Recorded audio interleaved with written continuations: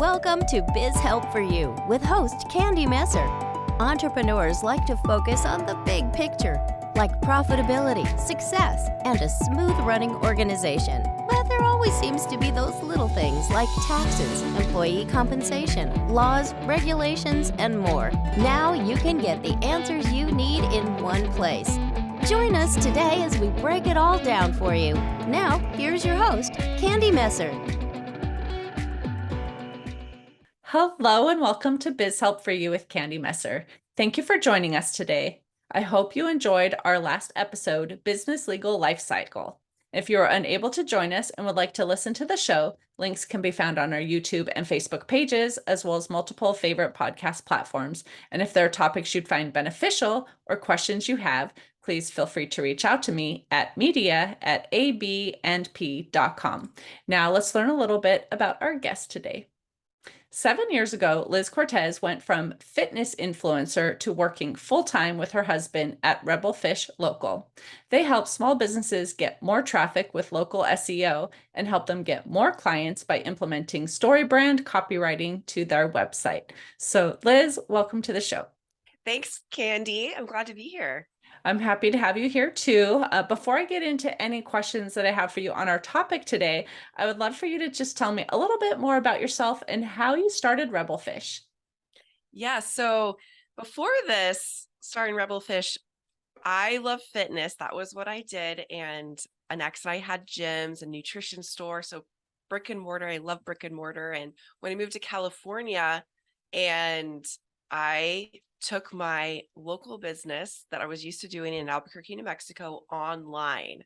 So I got connected to internet marketers. That was in 2009. So that's really when I started learning about internet marketing, all these online things. And back then in the fitness industry, not many people were doing that. Even Yelp. I remember at our gym, once I learned about Yelp, when I came out, I'm like, man, we weren't really using Google or Yelp.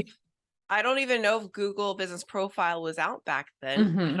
I don't know when that came out, but that, and then my husband, he was in the restaurant industry. And so again, he needed local customers. And so when we decided to make a change, a friend told us, instead of starting your own agency, go work for someone else. And so that's what we did. And we did that and helped grow that company from $40,000 a month to over $65,000 a month in less than 3 months. So we just scaled up their company, but the owner gambled away all the money.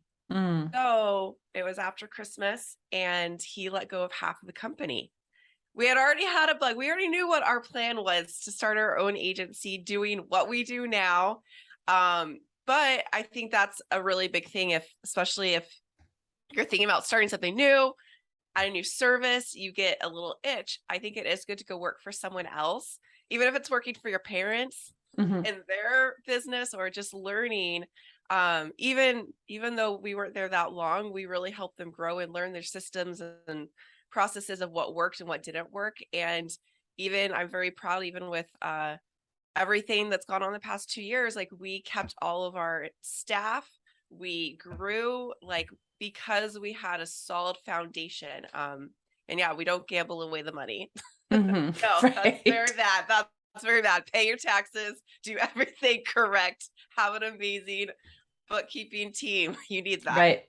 That's how I got. That's how we got started. So we just got pushed out of the water. And 2 weeks after that point, a friend of ours who was at our wedding called up my husband and said, I don't trust that guy you guys work for, but I want to hire you and Liz. I just fired my marketing team and I want you to do everything. Come by tomorrow, pick up a check for $2,500 and I'll pay you that for the next year to do all my marketing. And that was for a laundromat, 3-location laundromat.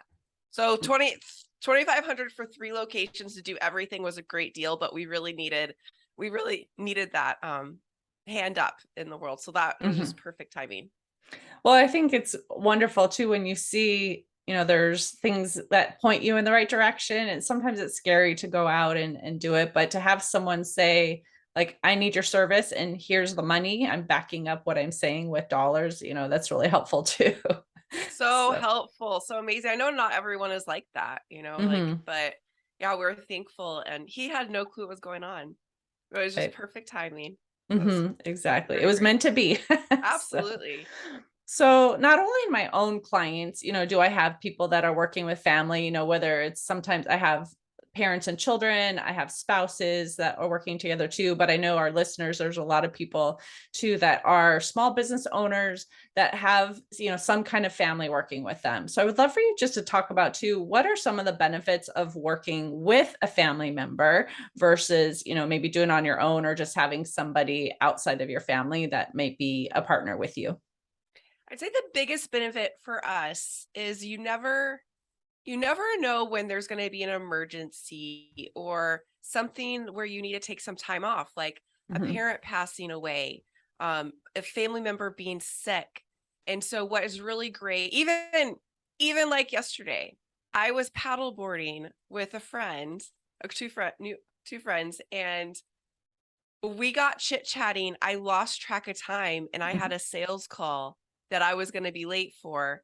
And so I passed that over to my husband so he could do the sales call for me Mhm. and do that. And so there could be extreme things like someone that you need to help with, or you need to grieve, and then you can take that time off, and then your partner, your spouse, your family member can probably knows how to run the business. Okay, maybe not as good as you can, but or you have a baby, Mhm. but it's gonna stay alive, and you could take that time to grieve, to heal, to finish paddleboarding and having fun with the girls because we're running late. And we share a calendar.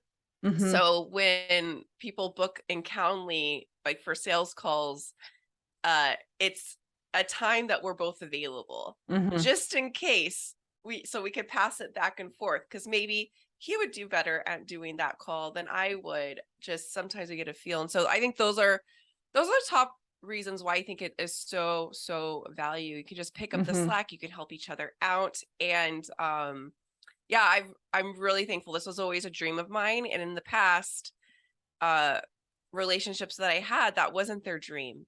Mhm. They were in business with their family, and they're like, no, you're not a part of this, you'll never be a part of this. And Right. I wanted to, you know always be in business with my husband. So Mhm. I'm thankful that he was open to that idea too, because he had never had a female business partner Mhm. ever, and or a spouse or someone he was related to, so he had never had that experience before. Right. Well, I think too, one of the things maybe because you know each other so well too, you could work together around like your strengths and your weaknesses, and you don't have to necessarily like have problems crop up, and all of a sudden realize like, wait, we're so different, and try to work through those challenges. I would think that would be something that would be, and shared goals, even you have the same kind of goal. I've had clients before who've come to me to have us assist with their bookkeeping and things, and they have two totally different plans. And later on, there's some problems, and I'll say, well, what did your operating agreement say about this? And they're like, an operating agreement? What do you mean? And so they just had different ideas of what they wanted from the business. So I think probably having a family member, you're probably more on the same page. Yes, yes, absolutely. I love all those personality tests like Strengthsfinder, Hmm. because you learn what each other's strengths are, and that's I'd say my favorite one, and what really helped me to lead our team better, but also work better with my husband, because I knew, okay, these are his top 10 strengths, because I bought the whole Hmm. package. If your listeners know what this is, but I bought all of them, so because I was curious of what they were. And so I knew, okay, these are the boundaries. This is like the best place for you. So like for me, he's also introverted.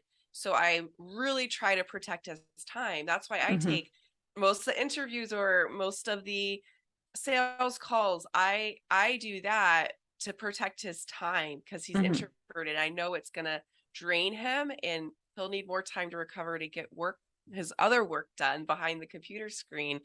And but yeah, it makes such a big difference. And you learn things. Like I remember when we first started our company, we the previous agency we worked for, they did the EOS system, Hmm. entrepreneur operating system. That's the book Traction.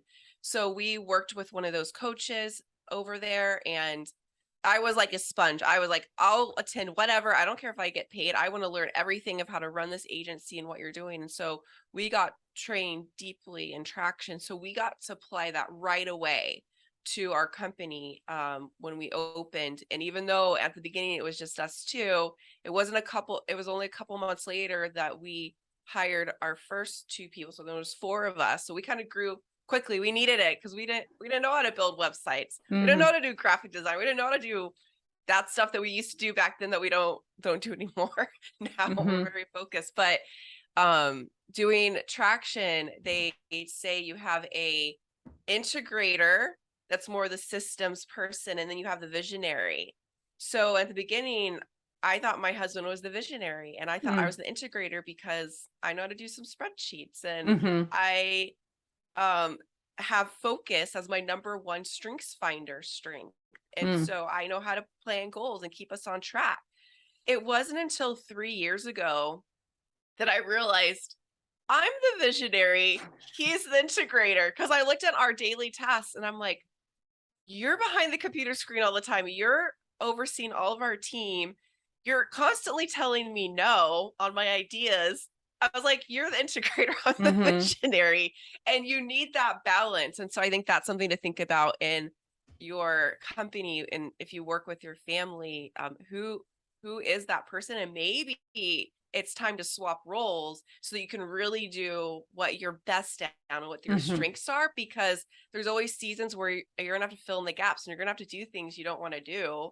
Right. Just like in your home life, no one wants to clean the toilet. No one wants to do that, but needs to get done. Right. Well, and on that line, I was thinking, so we started talking about some of the benefits. So I think, figuring out who should be doing what, and if you need to switch because your personality maybe is, a different strength than what maybe you were doing work for.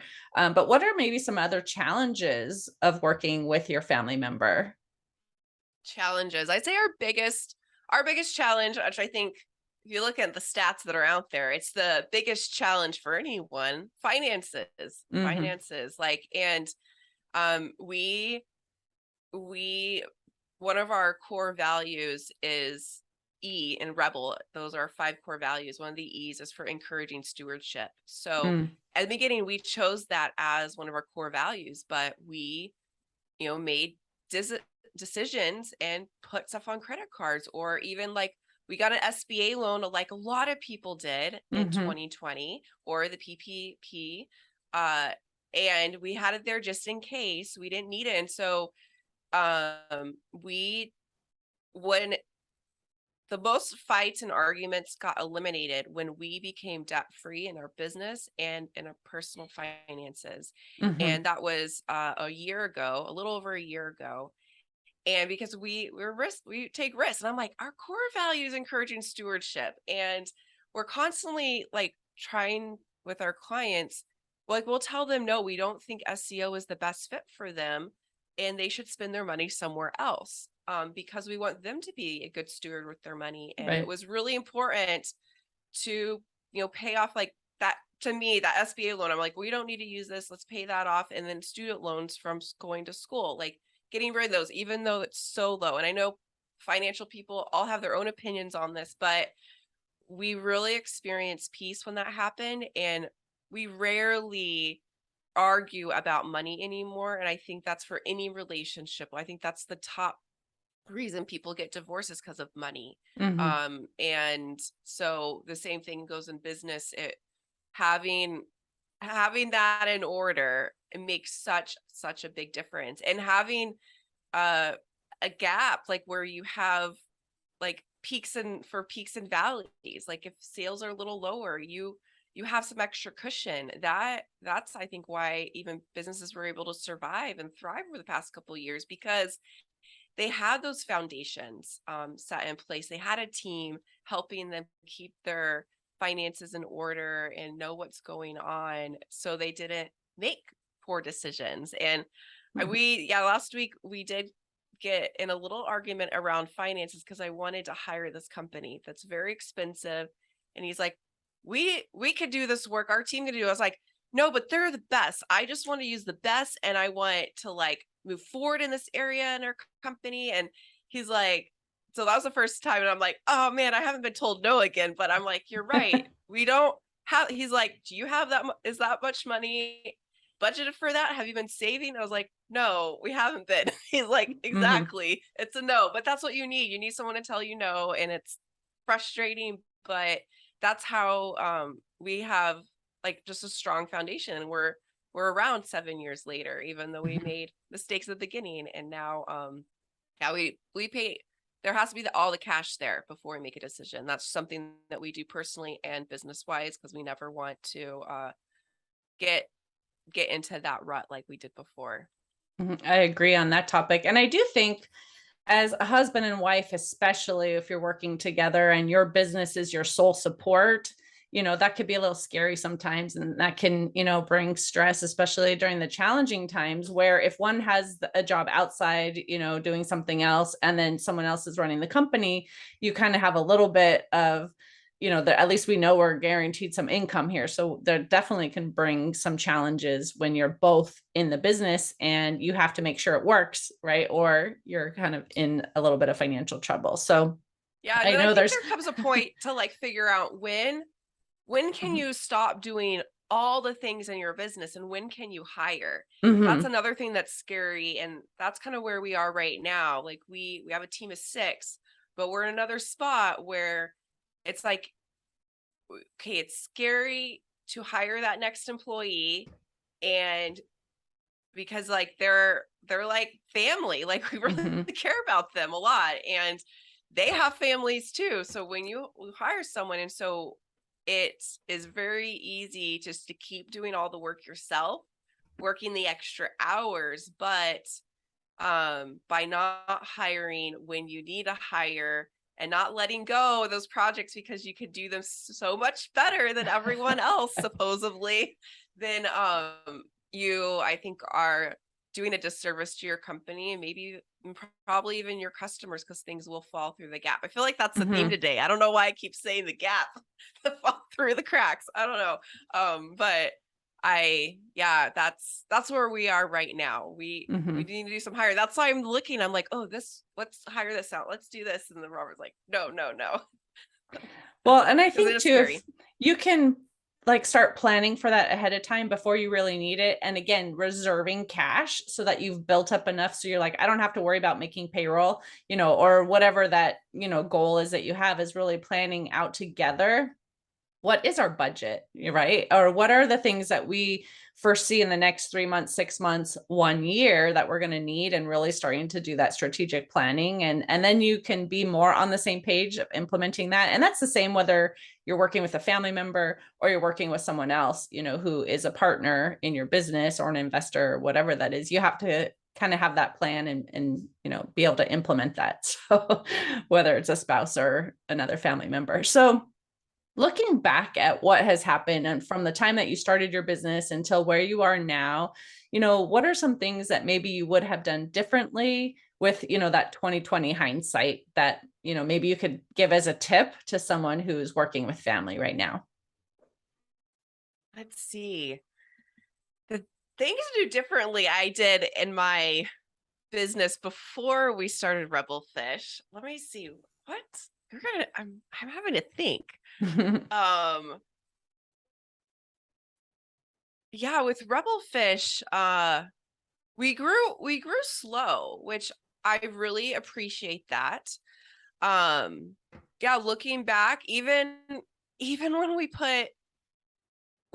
got certified with StoryBrand, it's $10,000 a person to get trained by them, and then you pay a yearly fee.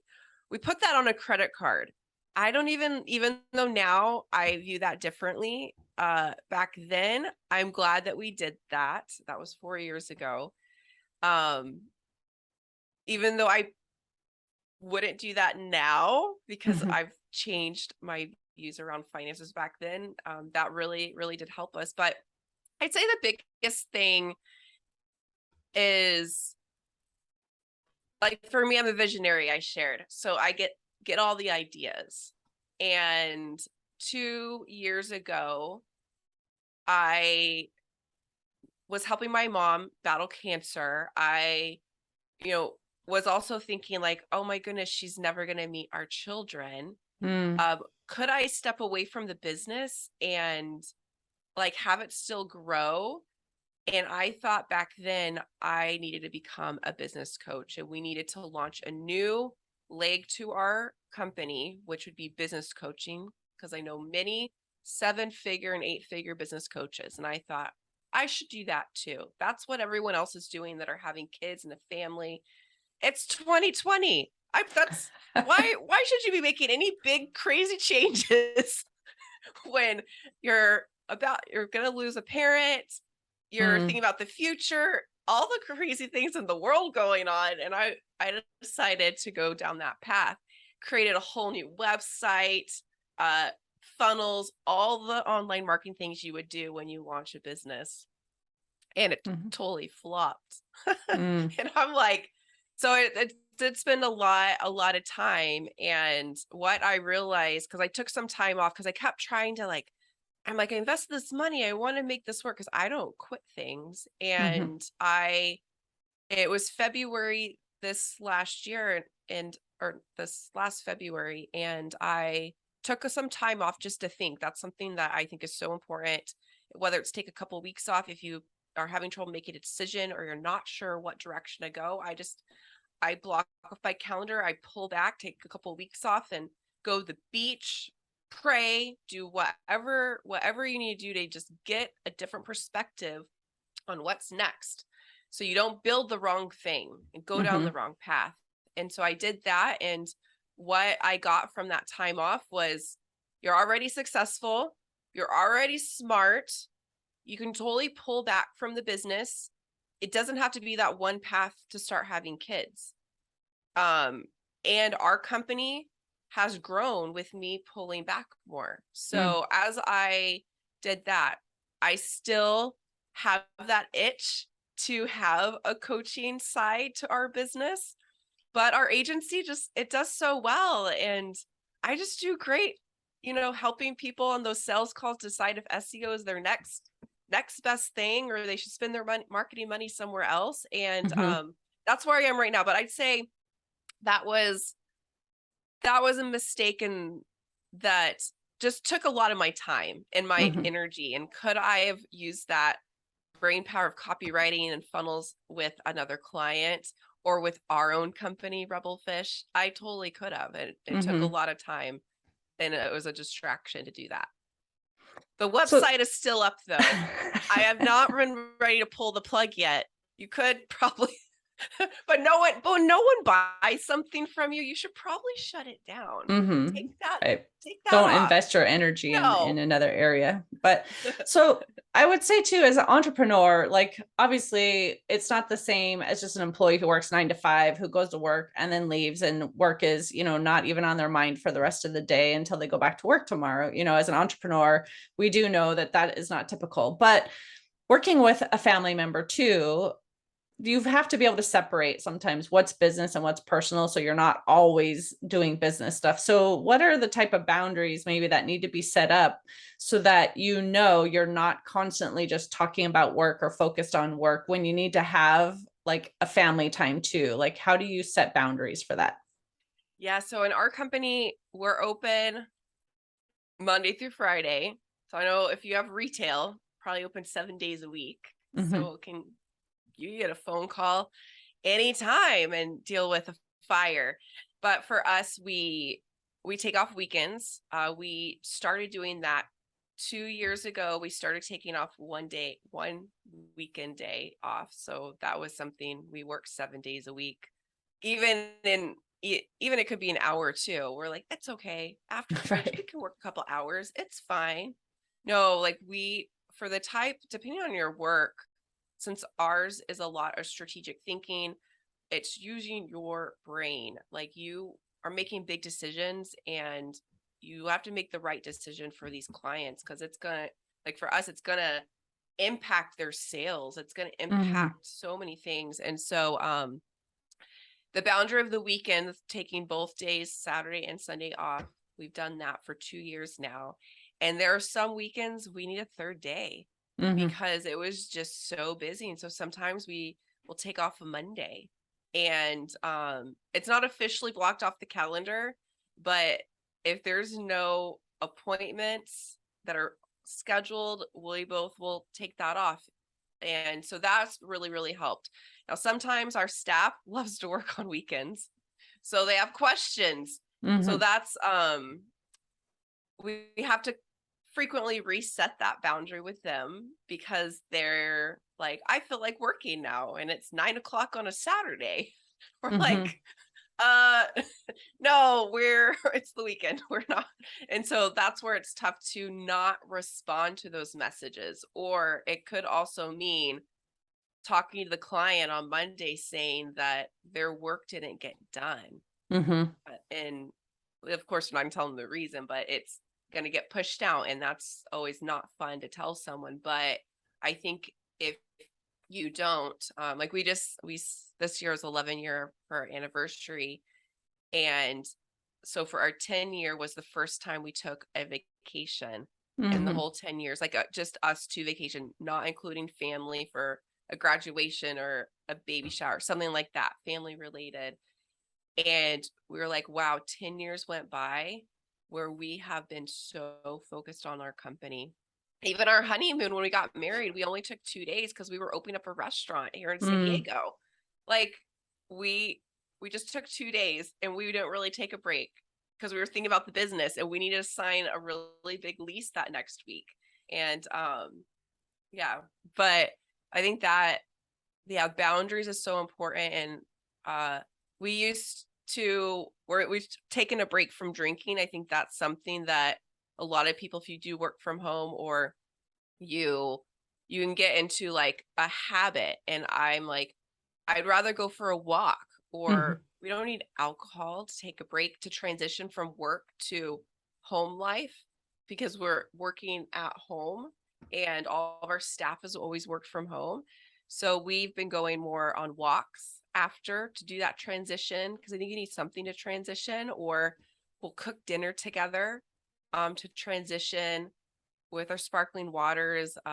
So that's really helped too. And then sometimes when we go on our walks, we both are pretty good to say, we could talk about business for a little bit just to connect about the day, maybe 5 minutes. And then we both pause and don't talk about business. And we will actually schedule meetings if something is on our mind that we need to discuss with each other, or just get each other's feedback to move forward on a project. Then we'll schedule a meeting in the calendar during business hours, and not do that when we're on our walk or eating dinner or watching Amazon Prime TV show, something like that. So, but it is tough. And we have counselors that will help us with those boundaries, like, and sticking with them when like there's busy seasons, all that. So that was a lot, kind of rambling.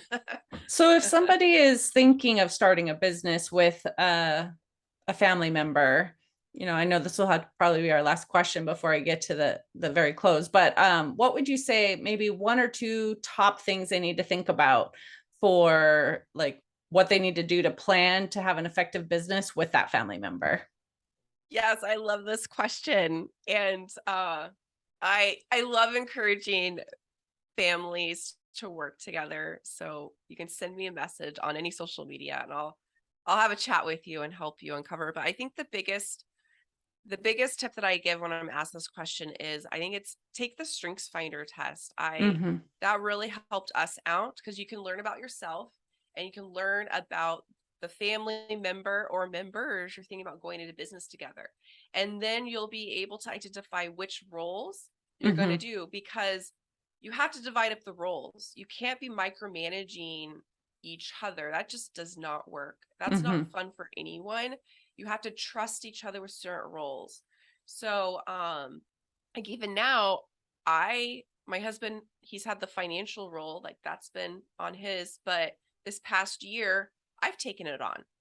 I've taken on that role, as well as where investing role, like where are we investing personally, business wise, where's the investments going? So it flip-flopped. He's doing so much with the clients and with our team that for him to manage all the finances just didn't work anymore. And I learned plenty enough. We have our habits and all our structures there, then I'm able to do that. So I'm able to communicate with our financial team and make sure all that gets done. But then I'm also able to, I have that time block so I can figure out where to invest and what to do. So that, so we have had roles flip like I shared, but yeah, I think if you do Strengthsfinder, that's would be an amazing place to start.